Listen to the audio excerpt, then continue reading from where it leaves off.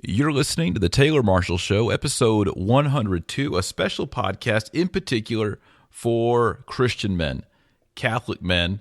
If you're a lady with us, no worries. You feel free to listen to it. But just so you know, this is a special podcast for the Maccabee Society, which is a fellowship, a society for conservative Christian men on men's issues, virtue, vice, becoming men of valor, becoming great men, and becoming leaders in our society.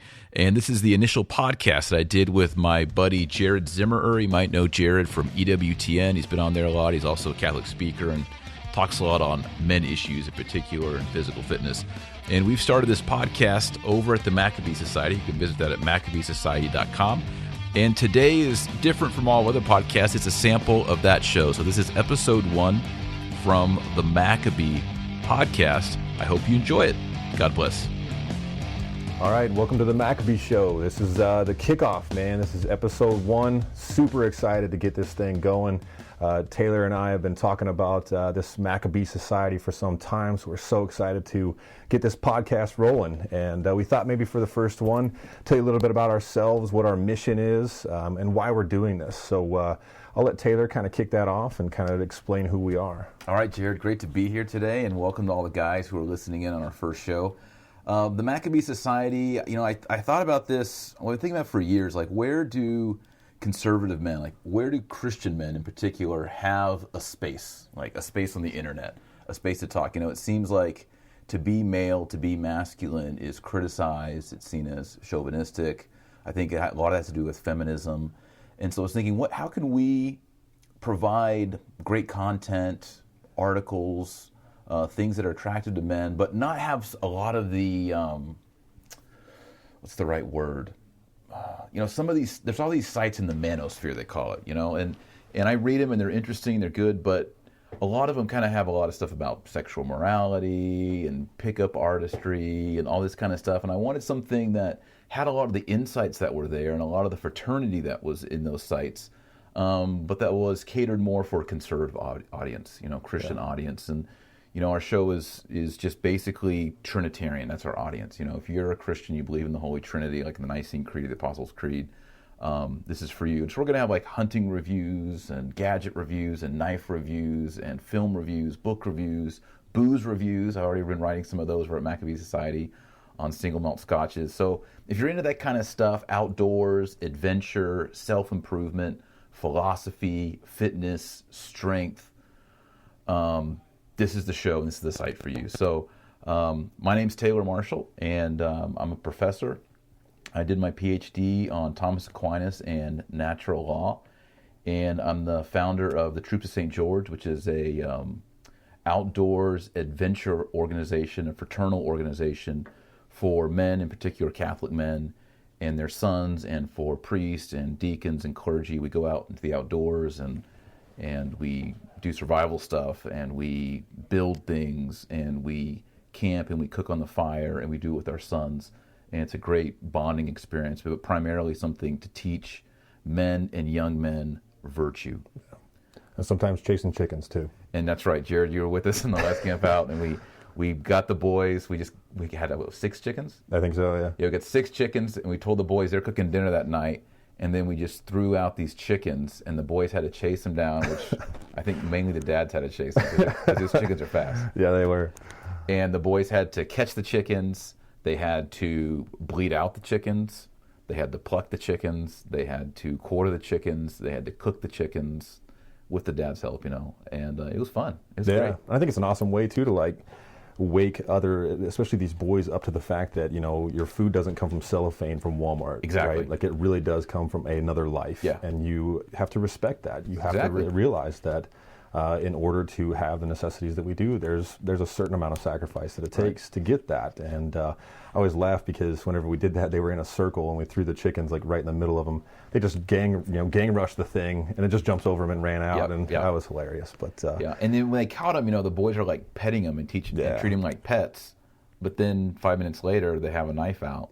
Yeah, and they've got to kill it to eat. It was awesome. It was. So yeah, Troops of St. George, I'm passionate about. I'm also the founder and president of the New St. Thomas Institute, and we provide online classes in philosophy and theology in 50 nations. And I'm a father. Been married for coming up on 15 years, and we just had our 8th baby, Margaret. 4 boys and 4 girls. And I feel very blessed and very glad to be alive at this time. All right. All right, Jared, tell us about yourself. Yeah, so Jared Zimmer, and lifelong Catholic and proud of that. Also, lifelong American, lifelong Texan. I too am a married man. I've been married for going on about 9 years. My wife and I have been blessed. We have 4 children right now, and we're expecting number 5 in a couple months. Another boy. I've got 3 boys and a girl right now, and we're expecting another son coming up. I went to actually the University of North Texas in Denton, where I really focused on kinesiology. That was my undergrad. I have fell in love with bodybuilding and powerlifting and accepting those physical challenges when I was in high school because of a knee injury that occurred to me. And so in high school or in college, I decided, maybe I want to go into coaching and teaching. That's really what I felt called to do. And through Providence, I ended up getting involved in a more ministry aspect of things. Now I'm the full-time director of adult catechesis and evangelization at a Catholic parish in Grapevine, Texas, St. Francis of Assisi. And I'm working on my master's right now in theology from Holy Apostles College and Seminary out of Connecticut. Myself and my older 2 sons right now are also members of the Troops of St. George, big fans of that. I'm also an author. I just released my 3rd book right now called 30 Days of Optimal Living. Which is awesome. Yeah, I'm on day 3. Just really passionate about, getting guys to realize the fact that true growth comes from challenging yourself. It comes from reaching those upper limits of your humanity, whether that's mentally, spiritually, or physically. It takes difficulty to move up and out of whatever kind of rut we might be in, or this whole feeling of I'm okay and that's okay. That drives me nuts. I just prefer mediocrity. to say, guys, and I mean everyone. Of course, this show is kind of particularly for guys, and we ought to be testing ourselves and realizing what amazing creatures we are and how far our limits truly can go. Rather than sitting back and going, well, that's nice for him, but I would never be that smart, or wow, that's nice for him, but I would never be able to lift that. Yeah. No, realize greatness and say, I'm going to do what I got to do every single day to do what that dude did, as opposed to playing the victim is really what that is. Know. It's you got to be back. the victor, Absolutely. not the victim. Absolutely. Yeah. Realizing that greatness is not something that you're just born with. Michael Jordan, Donald Trump, all these guys would easily say that. No, I worked my butt off to get where I'm at. So and took risks. Absolutely, absolutely. And realizing that there's a fear aspect to that. There's, all of that stuff. You might get injured emotionally, mentally, whatever, but it's better than sitting back on the couch and being a couch potato. Exactly. It's about pushing yourself and becoming better. And that's why I love this idea of a Maccabee society, the recognition of male lifestyle, of just style, of logic, all of that mixed into one site, into one organization to help push guys and make them realize that there's so much to life, and we can partake in it as long as we're willing to take the risk to do that. So I wanted you to also talk about a little bit of the inspiration behind this, right? Specifically, who is Judah Maccabee? Well, I just want to say something. Okay. Since we're on an audio format, you can't see us, but Jared Zimmer is jacked. It's huge. Okay, the first time one of my youngest sons, he came over once, and after he left, one of my sons, after he left, he said, "Dad, is that the real Superman?" So look at a picture of Jared. This guy he's like a bodybuilder, but he's like huge. He's jacked up, strong guy. What's your squat? So right now my squat's on the upper 300. So I've hit 420 before. Yep. I have bad knees, so squat's not my greatest. Right. But deadlift. Yeah, what's your deadlift? I'm That's trying to get to 600 lift. right now. Whoa, Yeah. 600. Yeah. Everybody who's listening, most guys are like, "What's your bench, man?" They're like, "Bench is not Nah, a there's strong." a lot of If you want to subjectiveness that goes into know that. if a guy is strong, you ask him the deadlift and the squat. But the Absolutely. deadlift is the strongman lift. It's the king of all lifts, man. Yeah. If a guy can go over 500, that guy's strong. Yeah. And you're at 6. I'm getting there. That's incredible, man. What's your bench? So my bench right now, so just to be prideful, I guess, as well, the highest I ever hit was 415. That's awesome. But right now I'm right around about 360. That's great. Wow. That's awesome. Okay, so let's get going here. So that's us. Jared Zimmer, Taylor Marshall. In a nutshell. Yeah, so to continue kind of with the inspiration of the Maccabee Society, I'd love for Taylor to kind of explain who Judah Maccabee was, why he's important for our time, and why he's kind of a great example and model for guys to look at today. So take it away. Yes, and I was trying to think, what do we name this thing? Yeah. I came up with a bunch of names, and I wanted something that, I didn't want this society to be like preachy. There's a lot of like men's groups that are like, and they're almost like feminine in their spirituality. Mm-hmm. Like, let's get together and talk about, our innermost secrets, like that kind of stuff. I didn't want to do that. I wanted something that had an aura of virtue and of valor and religion, but that wasn't something like, the saint so-and-so, whatever.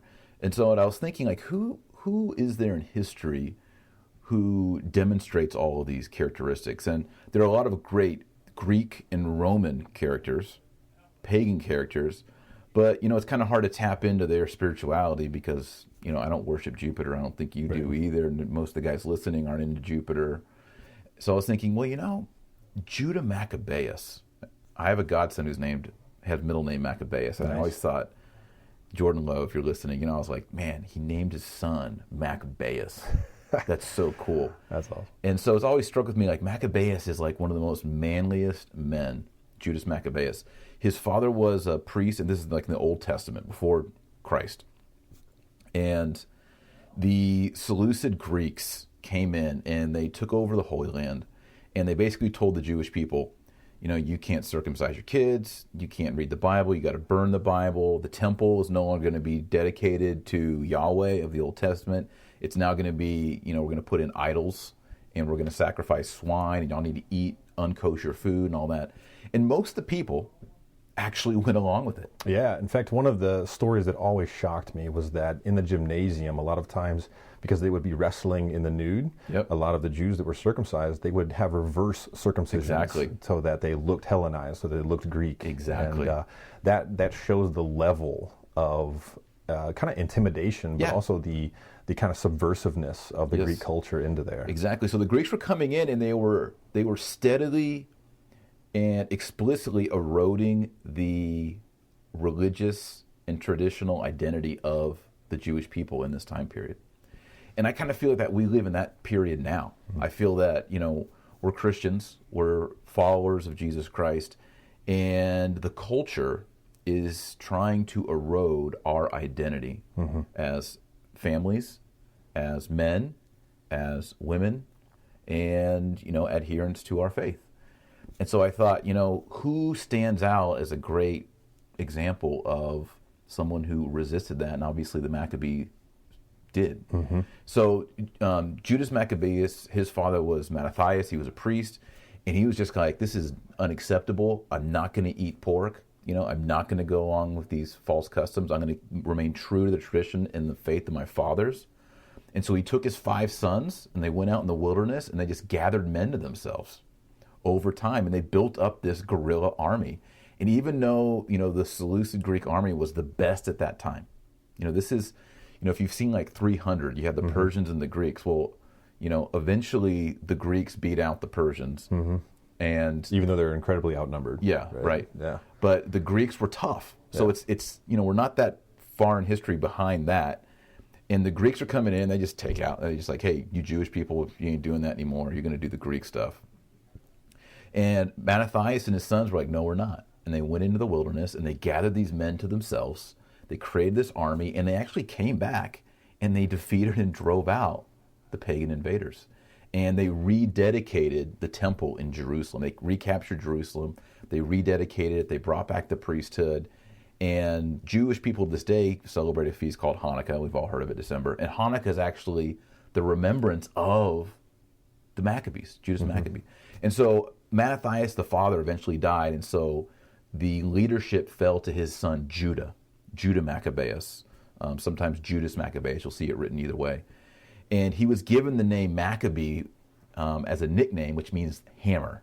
Because this guy, he was a general, he was a warrior, he believed, he had faith, He was virtuous. I mean, he's just an exemplar guy.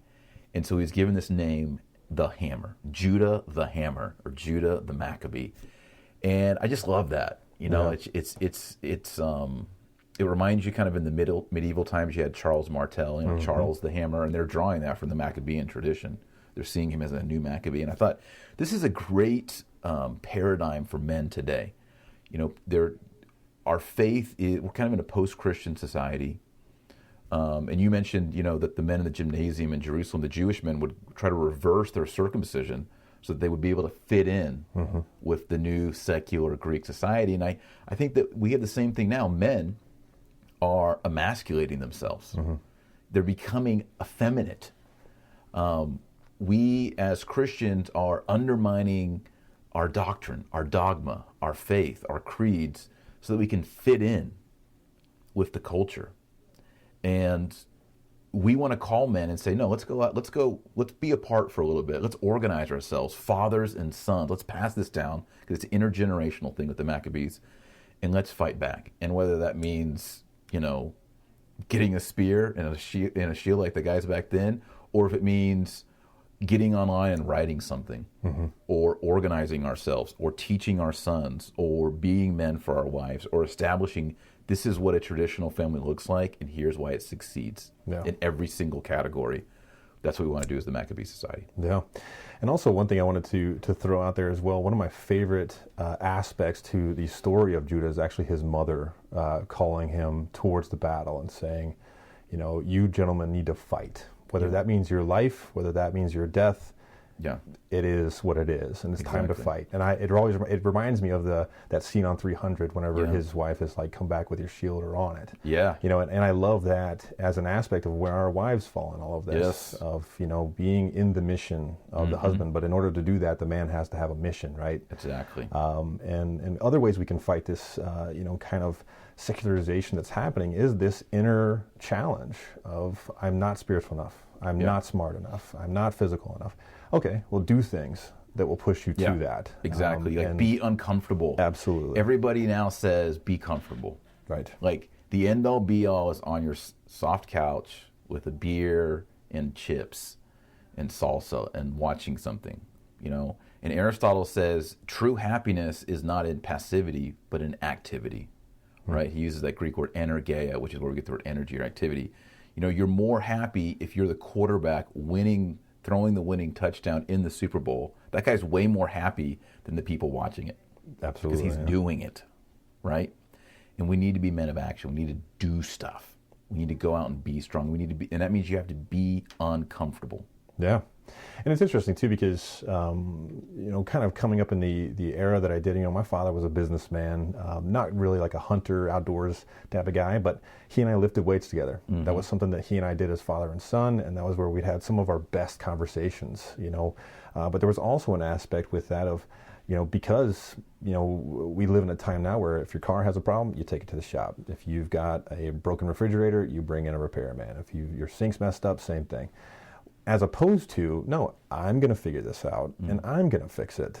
You know, we've gotten comfortable with just allowing other people to do our necessities and our duties. Obviously, there's a little bit of a blessing and a curse in that, because it makes life a little bit easier, but then it also makes us soft. It makes us not, you know, realize that, no, for things to work correctly, just like we talked about with the chickens, you know, we're so used to just going to Target or Walmart or wherever and picking up chicken and going home and cooking it. Or a chicken nugget. Yeah, fried chicken. And like that just comes on your plate and you eat it. But how did that chicken nugget get there? Exactly. And letting people see that process. It's like basically what we're doing here is we're getting back into touch with reality and with nature, and like, what is the nature of a man? Yeah, it's interesting too that you say that, because, you know, I'm a huge Tolkien fan, as I hope that all of our Maccabee Society people Tolkien, are. The official author of the Maccabee Society. And, you know, he used to talk about that really hobbits in the story of Middle-earth are really kind of what humanity ought to be striving towards. There's virtues and vices in the other races, but within the hobbits, there's a certain amount of virtue and resilience that you just simply don't find in many of the others, especially when it comes to spiritual things. And in one of his letters, he actually explained that was because they were part of the land that they lived on. Yeah. They were so much part of the land that they lived on that if invaders would come, they could hide so well. Into the ground. Yeah. And so people didn't know that they were even there. And so maybe they're not the high and mighty, humans or the elves or any of those of the time, but in all reality, their virtue, their ability to know the land, to know what that is, which we've gotten away from. Yep. We've just gotten away from this naturalness of humanity. And that's why I love what Maccabee Society is about. Yeah. Getting back into that. Even, I smoke cigars every now and then, and even when people smell me smelling like a cigar, they kind of like, oh, what is this, and they kind of look at me with disgust. But I would argue that cigars and cigarettes are two very, very different things. Yeah. Smelling like pipe tobacco, smelling like cigar, we've gotten so far away from that. And that's not to say that guys need to be dirty by any means. No. Obviously, the Maccabee Society, Right. we're talking about style. Excellence. We're talking Excellence, about, yeah. absolutely. So that means hair's nice, clothes are nice, Yeah. And you don't have to be rich to do that. No. You can be, some of the nicest places I've seen have actually been poor people's houses because they take care of everything they have. They really value it. And so basically kind of getting away from this slobishness that comes around from that. And that's not necessarily saying getting away from the goods in the world. Like you talk about booze reviews, a good single, double blended scotch. Exactly. And what's the difference between those, and appreciating things for what they are, not allowing them to run ourselves, but appreciating for what they are and having that be part of our masculinity. Yep. And other things too, there's so many people now are concerned about the food we eat. The hormones in it and GMO and all that. And I think as men too, as we promote things like fishing in the outdoors and hunting and slaughtering your own chicken and eating it that very day, or eating the fish you caught 2 hours ago, up in the mountains, all of that stuff reconnects you to the earth. And I think it reconnects us to who we are as humans, especially as men, to the habitat that God placed us in. God created the heavens and earth, and then he put us in it, and we're meant to be there. And living the way we do now, we're so broken off from it, as you're saying. If you shoot an animal, right, is it fun? Yes. Is it sport? Yes, and people might be offended by that. But for me, it's even more fun when I have people over and I said it before and they're eating it, and they're like, what is this? And I say, that's oryx. I shot it last month. Yeah. And I butchered it with my dad, Yeah. Right? Yeah. That true feeling of a provider. Exactly. Yeah. And knowing that I observed that animal for maybe 45 minutes on a stalk, right? And appreciated it and revered its dignity and thanked God for it. And then I was able to overcome it through my own skill and my wit, right? And then I chopped it apart and preserved it. And then maybe I even smoked it or cooked it myself and placed it in front of people. That makes you feel amazing. Yeah. And, or even if you aren't able to hunt, but if you can get a brisket and smoke it over 8 hours in your backyard, that's awesome. Yeah. Because you're getting in touch with your food and with reality and with everything. And I think that's gonna change the way we interact with our children and with our wives. Bringing back marriage as it's a natural institution. Of course, as Catholics, we also believe that it's a supernatural sacrament. But marriage is something rooted in nature. And since we're so removed from nature now, what do we have? We have homosexual, quote, marriage, and all these other redefined marriages. We need to get back to what is natural. Yeah. With our food, with everything. Yeah, absolutely. And another thing that, as far as along those lines, that's just tearing men apart is pornography. Exactly. Which is removing us even more from it's each other. Sex kinda without another person. Yeah. Or a digital or a printed version. It's a virtual reality that you're living in. Absolutely. And part of this too is going back to something that's in Scripture. Jesus said it himself about lukewarmness. And being passionate about life. That's part of what this is just realizing that we truly are a gifted people. There's a lot out there that's amazing stuff, but we have removed ourselves so much from it that we've lost that passion for it. You can really only express or feel these emotions of what Taylor's talking about when you go hunting or things like that. It's like one of my favorite things to do is hiking. Yes. I love going up in the mountains and just hiking, dude. It's just amazing. Like when you get to the top. And just looking out at the landscape and just taking it all in, you realize how amazing this world really is. But it takes that trudging to get there. It takes that passion of knowing what I'm going to see at the top is about to be incredible. Yeah. And enjoying, like I was listening, you turned me on to a podcast recently, Spartan Up. Yeah. And I've been loving it. Yeah, I've been listening to it. And one of the guys they were interviewing said something really interesting. I was listening to it yesterday. I can't remember who it was, but he said, 90% of life, I think it may have been Jay Jackson. Yeah. 90% of life is getting there, and 10% is arriving and celebrating. And he said, you're going to spend 90% of your life trying to get to places. You might as well enjoy that part of it. Yeah. Because if you're only going to enjoy the 10% of the arrival, most of your life is going to be miserable, and you're going to be depressed, and it's going to suck.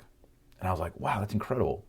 If you're listening, if you're building a business, don't just always think, well, when I finally make my first million, or when I finally, put it on the New York Stock Exchange, or when I finally enjoy what you're building at that moment. If you're a carpenter and you're building a dinner table for your family, don't just think it's going to be so awesome when I have the dinner table and we have Thanksgiving dinner on it.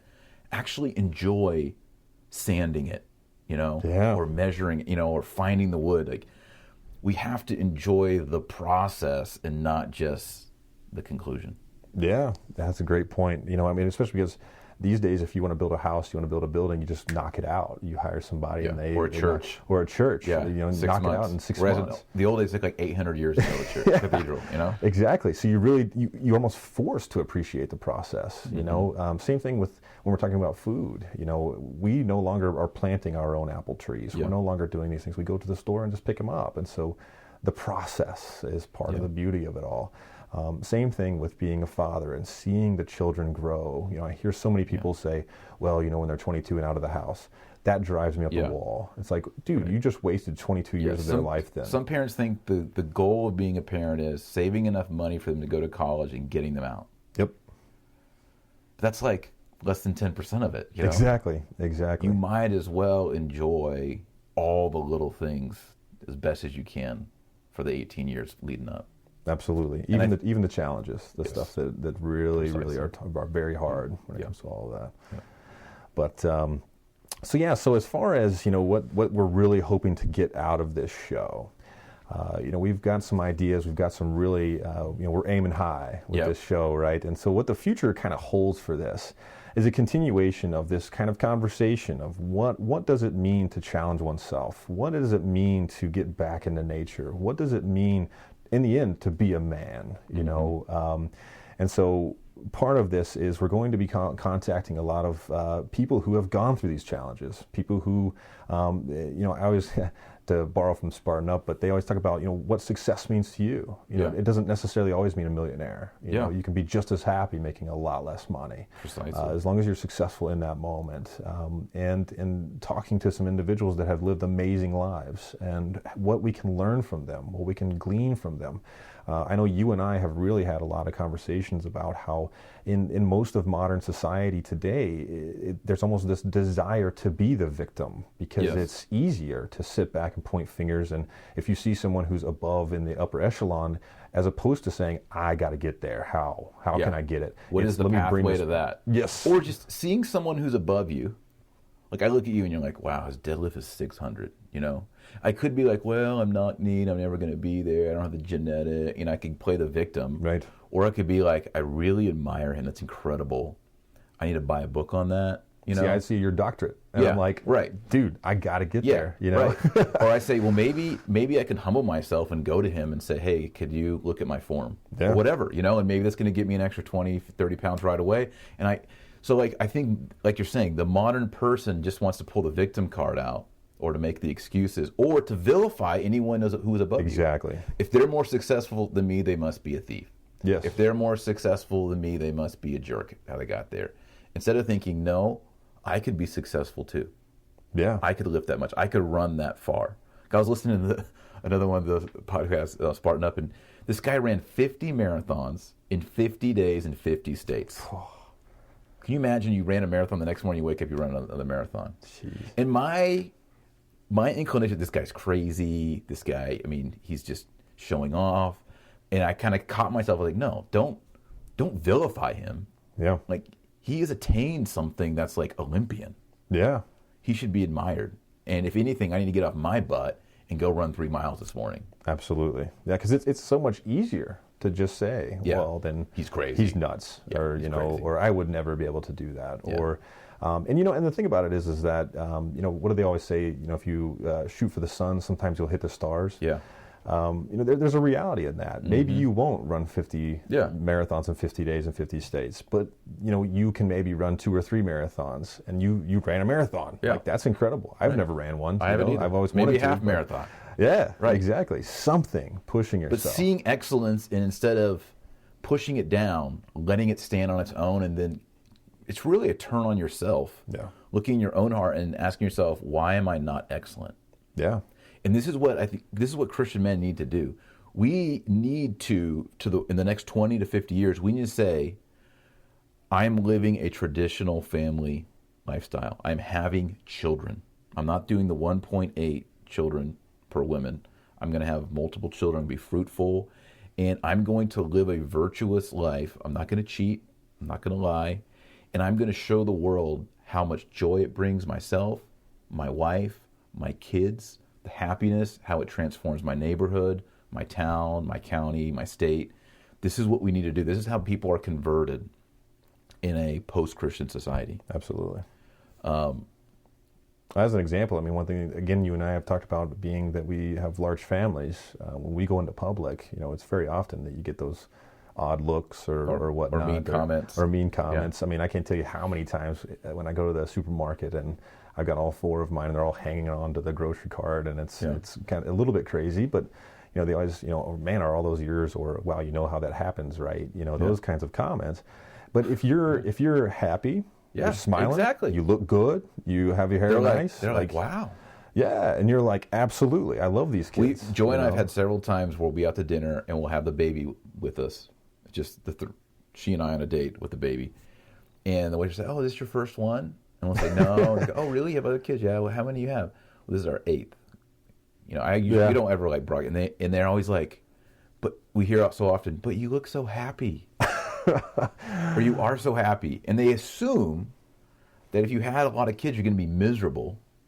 And I think just by being out and looking nice and being nice to the waitress and tipping her well and showing that a child can behave and not scream and cry during an entire dinner, I guess that's what they assume is going to happen, that's a witness. Yeah, absolutely. And we need to do that in our own lives hundreds of times every week in all categories, whether it's fitness or at work, at the office, excellence at work, excellence in family, excellence as a father, excellence in dress, excellence in just like knowledge about history, absolutely, philosophy. If you're at a bar with a guy, like what to order. Yeah.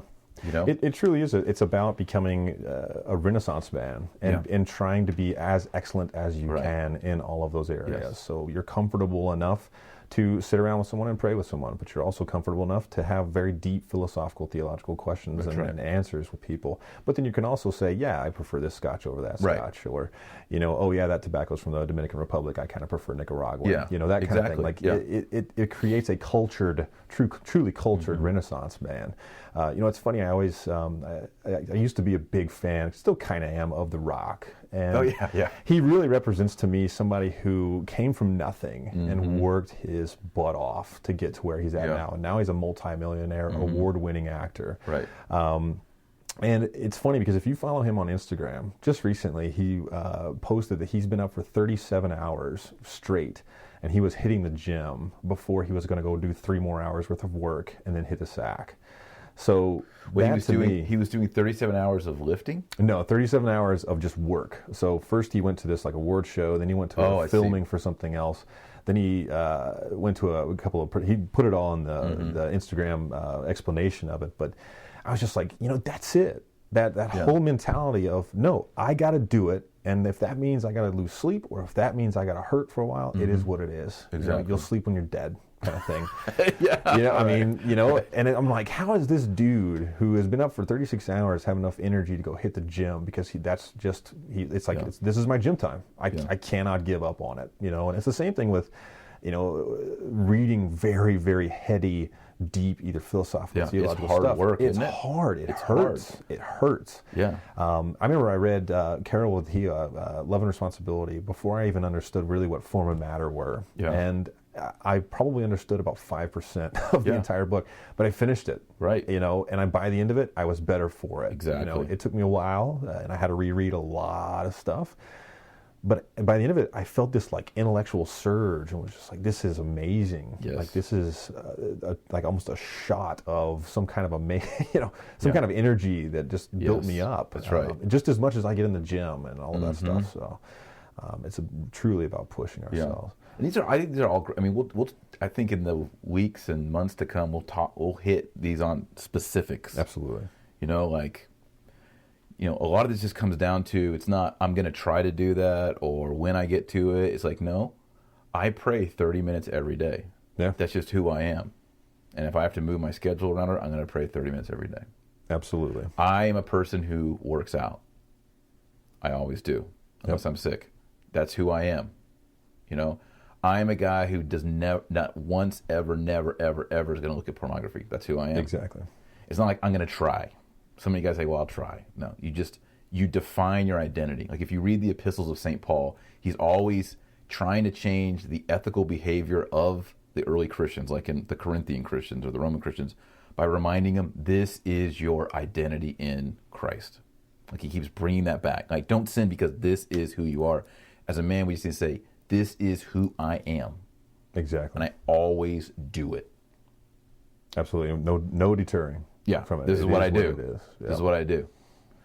So we'll talk about that in the future. Absolutely. So as part of the format of the Maccabee Show, towards the end of every show, we're going to give two things to you guys. One is a tip of the week. The other is really, call it a product of the week, or call it, the man stuff you really ought to own, those kinds of things. And not pushing our product of the week. We got to call it cool, manly dude stuff. Dude stuff you should get. Yeah, absolutely. And it's small little things that you should get just because they enrich your life. Yeah. It can be, we're going to talk about a lot of different stuff, but so for this it could be a gadget. Yeah. It could be a book. It could be a painting. It could be, a pair of shoes. It could be cigars. It could be all those kinds of things. Cool. And as far as the tip, we're going to talk, I'm a huge fan of mind, body, soul. So for the first tip, this is really about the discipline of the body. And I am a big fan of waking up early. We can't do it all the time. Sometimes our schedules are crazy, but I'm big on setting my alarm for 5 a.m. And sometimes if it goes off and it's terrible, I get up. And I think the best absolute It kills way, me, man. I'm a 6:30 guy. And Jared has a book coming out. I got an advanced copy called 30 Days of Optimal Living. It's great. When did it come out? January 20th. All right, so we'll look for it. Get it. It's fantastic. But it has the 5 a.m. I'm not doing the 5 a.m. in there. It's just It's very early. Yeah. Yeah. How late are you going to bed? Usually around 10:30. Okay, that's about my time too. I just get up. So you just chumped me, dude. You just Maccabeed me on the head right there. So you go to bed at 10:30. Typically, yeah. And you're up at 5. Yep. Gosh, yeah. Dude. So, and eventually your body just kind of gets used to less sleep. That's part of it. I mean, and some days, like Saturdays and Sundays, sometimes I'll sleep in a little bit to kind of make up for the week. But typically, if I don't get up that early, I just can't get my prayer done. I can't get my reading done, and typically I can't get my lifting done. I'm just too busy of a person. I find to live a successful life, you got to front load everything in the day. Absolutely. Pretty much everything important in my life gets done before 10:30, 11. Exactly. Because my willpower's weaker around 3. Yeah, absolutely. I just don't want to write that email or write that chapter or lift that weight after 3 o'clock. Exactly. So as far as this week's tip of the week, so the tip is not wake up at 5 a.m. Is it per se? No, it's not necessarily. Though you highly recommend. But I highly recommend that. The tip is having a true alarm clock and not hitting snooze when it goes off. Never snooze. And the best thing to do is have your alarm clock, whether it's your phone or an actual clock or whatever, across the room. So like for me, I have this dresser that's on the complete opposite wall of my bed. Yep. And so I put it on there. When it goes off, either it's going to annoy the heck out of me until I get up, or I have to turn it off, you know. I find getting up, the most important thing is getting the feet on the floor. Absolutely. You get the feet, and like I got to wake up my sons. I got a 13-year-old son now. He does not want to wake up to go to school in the morning. So I go to his room. I'm like, feet on the floor. And I find as soon as the feet get on the floor, I don't have to worry about him. He's going to be up. So you got to get the feet on the floor. And, you know, it's called the heroic minute. You ever heard that phrase? Oh, yeah. The heroic minute. Like, if you're going to respond to the call for the day, it's going to happen in that first minute. Yeah. Like, are you going to go and, like, kick it this day? Like, do it? Or are you going to be slothful? Exactly. It's all defined in the first, like, 30 seconds. Yeah. Yeah. And another thing we'll definitely go into in a later show, but one of my first favorite things to do in the morning is take a ridiculously cold shower. It just wakes me up. I used to do that every morning. Increases your testosterone. But I started getting sick. All of that.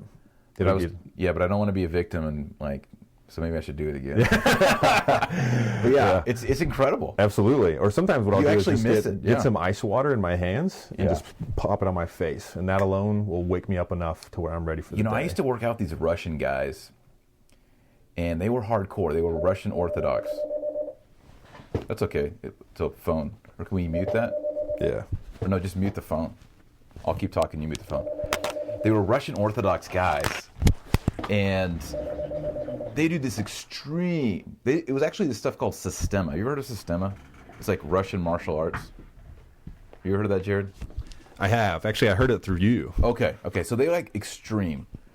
Eventually, I just had to quit because it was just like way too extreme. Like part of their workout is they call it fish in a barrel, and there's like 12 big guys named like Alexander and Vladimir, Dmitry, and you get in the middle, and they just punch. Everyone punches you for 1 minute, not in the face, but anywhere else in the body. You get punched, man. But one of the things these guys do is they do ice baths because they feel that it toughens them up, and they often do ice baths and they do fasting on Friday because the Russian Orthodox Christ died on Friday, so it's like. They're like, I'm going to suffer and be tough on Friday. That's so awesome. Isn't that cool? Yeah. So they like take giant buckets of ice and like stick their heads in it or dump it on their heads. Yeah, but it created a tough people. You know, Yeah, imagine getting a fight after you've already been punched. Like with those guys, I would never want to be cross with those guys. Like they are tough. And it's amazing. And they would fast for like 36 hours and hunt you down in the woods. I bet. Man, you know, like they're tough. Yeah.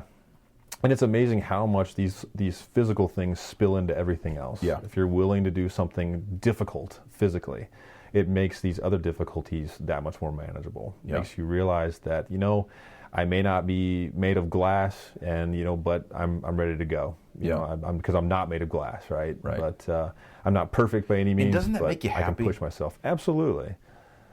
Yeah. Like if it's cold out, you're going to be okay. Yeah. If you've got to cross a river, it's going to be okay. Yeah.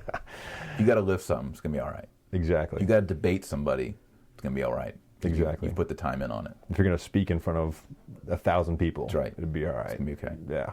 Yeah. So the other thing, if you're single and you have to ask a girl out, it's going to be all right. Yeah. You know, so many young men are afraid. It's amazing to me. I guess because of texting, people text now. Mm-hmm. Instead of kind of talking to girls. Yeah, like, again, getting away from the natural, exactly. Right? Yeah, absolutely. In fact, I read an article where we're at a record all-time high of young women living with their parents again. Yep. Yeah, and I firmly believe because men don't have the wherewithal or the guts to do what's necessary to go find a mate or to find their vocation, whether that's within the priesthood or the married life or whatever. They're just taking their time, So the other aspect of the end of the show is the dude stuff or the guy thing of the week, and Taylor's got one for us. Yeah, so it's I talk about this on my own podcast a lot. A notebook. I always keep a notebook with me. Everyone always challenges on how I pronounce it. I say moleskine. What do you say? Do you know? I have no idea. It looks like it's moleskine. I would say moleskin. Yeah, moleskine, whatever it is, doesn't matter. Yeah. Don't correct me. Moleskin sounds kind of cool though. It sounds cool, it's but skin of an animal. Yeah, but for some reason it's not. But moleskine sounds more cultured. Yeah, right? so I don't know. Okay, get yourself a little black journal. I carry it with me wherever I go, I carry it with me when I'm at church. I carry it with me when I pray, because sometimes when I'm praying, I'm like, God, what do you want me to do today? What's the number one priority? I got 2 or 3 things here. What's the thing you want me to knock out today? What's the most important? And I write that down. Yeah. And literally every single day, I'm writing stuff down and scratching it out in that book. Like I could show you, I probably have 3 or 4 books at home that are full. Yeah. You know, and I just as soon as I start getting towards the end of the book, I order another book. In fact, at Christmas, Joy bought me, let me show you this.